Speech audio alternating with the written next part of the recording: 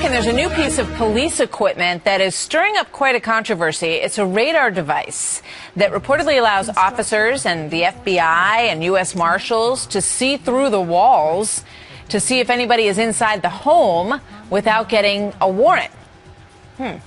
Dan Shore is a former prosecutor and associate managing director at Kroll. Dan, welcome. Good to have you here. So I was interested to see that 50 different agencies across the country, including the FBI and U.S. Marshals, are using this, and it doesn't seem as if they went through the process of having this cleared.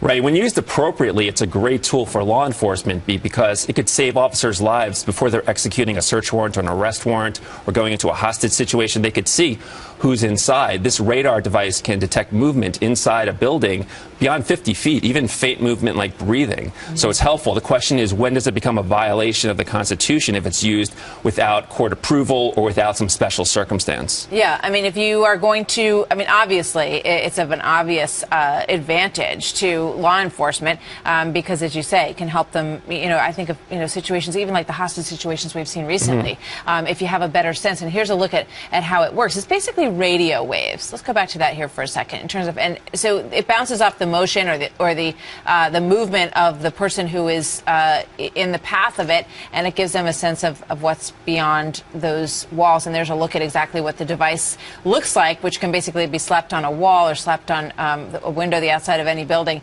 to get a sense of that. What about the legal side of this? Well, the 10th Circuit Court of Appeals discussed this in a recent case, and they were troubled by it. There was an arrest that was executed on a parole violation. They went into someone's home.